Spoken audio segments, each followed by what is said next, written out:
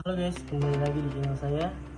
Saya Aditya Rahman dari kelas 2I Pemasaran 121020665. Ini saya akan menjelaskan mengenai keorganisasian. Tonton sampai habis ya. Pengertian organisasi secara umum. Organisasi berasal dari kata organon dalam bahasa Yunani yang berarti alat. Definisi organisasi telah banyak dikemukakan oleh para ahli, baik dari negeri maupun luar negeri. Secara garis besar, pengertian dan definisi organisasi adalah suatu kelompok terdiri atas dua atau lebih orang yang saling bekerja sama untuk mencapai tujuan tertentu secara bersama.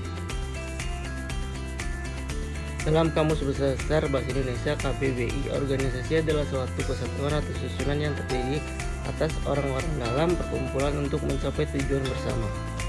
Contohnya seperti sekelompok orang yang bekerja sama, layaknya asosiasi lingkungan, amal, serikat pekerja, atau perusahaan.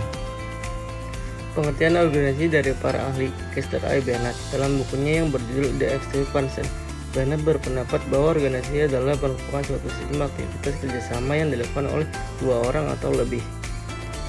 Stephen P. Robin menyatakan bahwa organisasi adalah kesatuan entiti sosial yang dikoordinasikan secara sadar dengan sebuah batasan yang relatif dapat diidentifikasi yang bekerja atas dasar yang relatif terus-menerus untuk mencapai satu tujuan bersama. Stirner mengatakan bahwa organisasi adalah suatu pola hubungan-hubungan yang melalui mana orang-orang di bawah pengarahan atas mengejar tujuan bersama. James Demoni mengemukakan bahwa organisasi adalah bentuk setiap perserikatan manusia untuk mencapai tujuan bersama. Ia berpendapat bahwa organisasi adalah setiap bentuk kerjasama untuk PNK. Sondang P. Siagian mendefinisikan organisasi ialah setiap bentuk persekutuan antara dua orang atau lebih yang bekerja sama serta secara formal terikat dalam rangka pencapaian suatu tujuan yang telah ditentukan dalam ikatan yang mana terdapat seseorang atau beberapa orang yang disebut atasan dan seorang sekelompok orang yang disebut dengan bawahan. Arye Ambarawati menjelaskan terdapat beberapa teori dan perspektif mengenai organisasi.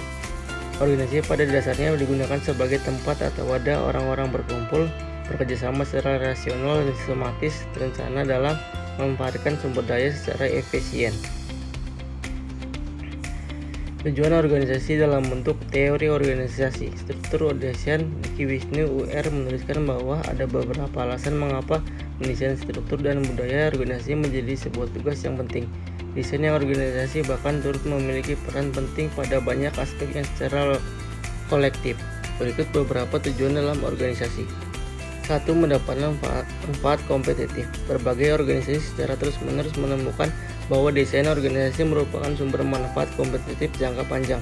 Manfaat kompetitif berasal dari kompetensi dan kemampuan berada di dalam aktivitas pembuatan, salah satu contohnya dalam menghasilkan barang atau hasil karya. 2. Melihat potensi. Saat sebuah organisasi membuat satu rencana dengan membentuk tujuan, maka harus mengembangkan lingkungan dan teknologi baru yang membawa kemungkinan atau potensi. Sebagai contoh, memerlukan respon dan ide baru dari sesama anggota organisasi. Struktur organisasi dan budaya harus sensitif dan responsif terhadap kemungkinan atau potensi tersebut. 3. Mengatur perbedaan. Berbagai perbedaan ras, gender, dan etnis dari anggota organisasi mempunyai implikasi penting bagi nilai sebuah budaya organisasi dan juga keaktifan organisasinya. Perbedaan pandangan harus menjadi pertimbangan dari bentuk analisa yang terjadi. 4. Meningkatkan efisiensi organisasi. Organisasi ada untuk memproduksi barang dan jasa yang dibutuhkan masyarakat. Semakin baik fungsi organisasi, semakin baik pula penghargaannya terhadap barang dan jasa yang mereka berikan. Organisasi harus menciptakan efisiensi kerja yang berkualitas guna bersaing dengan berbagai negara. 5. Meningkatkan inovasi. Kemampuan banyak perusahaan dalam masa persaingan saat ini menjadi sebuah fungsi yang terus meningkatkan dengan baik dalam berinovasi maupun kecepatan produksi. Sebagai contoh, struktur organisasi menggabungkan masyarakat dengan berbagai spesialis yang dapat mendorong inovasi. Manfaat organisasi. Dalam buku Administrasi Manajemen dan Kepemimpinan Pendidikan Teori dan Praktik Prof. Dr. Husaini Usman MPD MT menulis bahwa organisasi memiliki beberapa manfaat. 1. Teratasinya keterbatasan untuk mencapai tujuan karena ditanggung bersama anggota organisasi. 2. Tersedianya wadah tempat berorganisasi. 3. Tersedianya wadah berkomunikasi inter dan eksternal organisasi. 4. Mensinergikan anggota organisasi. 5. Mendapatkan legitimasi hukum organisasi formal. 6. Suara organisasi lebih diperhatikan daripada suara pribadi. 7. Memenuhi kebutuhan sebagai pemimpin bagi yang ingin berkuasa. Ciri-ciri dan bentuk organisasi garis lini. Dalam bentuk ekonomi bisnis peternakan yang ditulis oleh Budi Hartono, organisasi garis digambarkan sebagai bentuk organisasi tertua dan paling sederhana diciptakan oleh Harry Spanyol. Ciri-ciri bentuk organisasi garis yaitu organisasinya masih kecil, jumlah karyawan sedikit dan saling mengenal, serta spesialisnya kerjanya belum tinggi. Ciri-ciri organisasi garis. Biasanya pemilik organisasi bisnis merangkap sebagai manajer atau pimpinan. Organisasi sederhana dengan jumlah karyawan sedikit. Hubungan kerja antara pemimpin dan bawahan bersifat langsung. Spesialisasi relatif masih rendah. Antara anggota saling kenal sangat baik. Tujuan dan alat masih sederhana. Organisasi fungsional. Organisasi fungsional adalah merupakan bentuk organisasi yang melimpahkan tugas pimpinan kepada bawahannya dalam bidang pekerjaan tertentu atau ahli bidangnya. Oleh karena itu, pimpinan bidang dan tertentu berhak memerintah kepada semua pelaksana yang terkait dengan pekerjaannya, sehingga bawahannya bertanggung jawab terhadap beberapa orang atasan.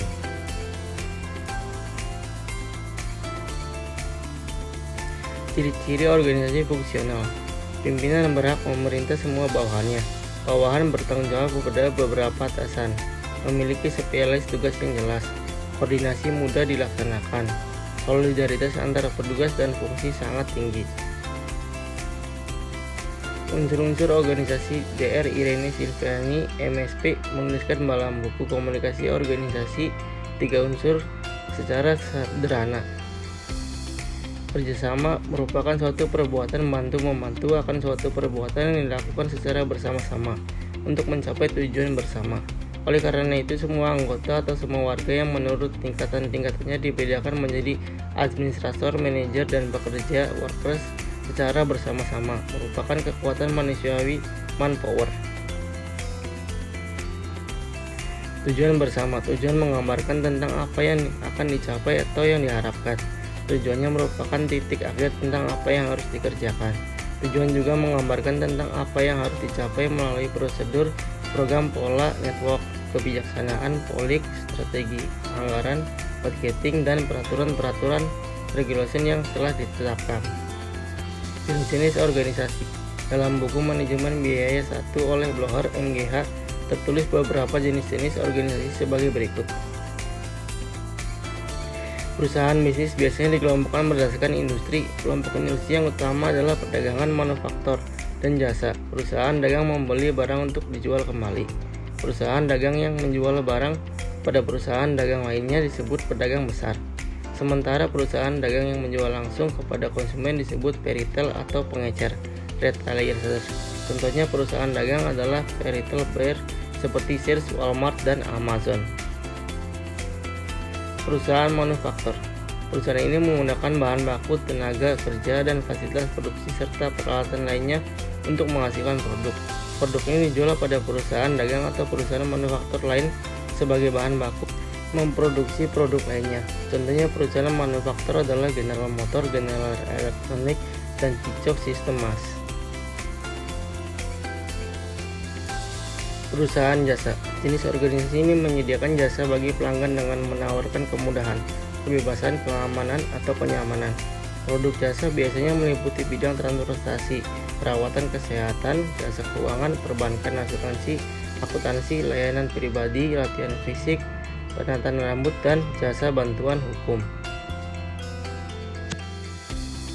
Konsep organisasi yang baik dilansir dalam buku Perilaku Organisasi, Teori dan Konsep Jilid 1 oleh Dr. Rahmi Widayanti, MSI, Dr. Basuki, MSI, dijelaskan beberapa konsep pendekatan. Pendekatan sistem. Kata sistem dapat diartikan sebagai gabungan dari komponen-komponen yang terdiri dari sub-sub sistem yang saling berkaitan. Organisasi sebagai sistem merupakan bagian-bagian dari sub-sub sistem yang berkaitan dan hal tersebut akan berinteraksi dengan lingkungan. Dari pandangan yang menyeluruh itu akan lebih bermanfaat. Pendekatan kontingensi. Pendekatan ini muncul sebagai tanggapan atas ketidakpuasan terhadap universalitas dan kebutuhan untuk memasukkan berbagai variabel lingkungan ke dalam lingkungan dan praktek manajemen. Perilaku organisasi industri. Konsep tentang organisasi perlu diketahui dan dihayati agar kita memaklumi latar belakang adanya organisasi dan ikut mengembangkannya. Konsep organisasi dibedakan ke dalam konsep klasik, neoklasik, dan modern.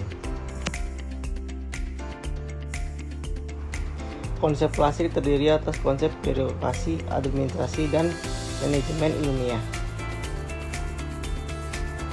Perilaku organisasi neoklasik mendekati organisasi sebagai kelompok orang dengan tujuan bersama. Perilaku organisasi neoklasik alhasil pembenahan perilaku organisasi klasik dengan unsur manusiawi yang lebih ditonjolkan.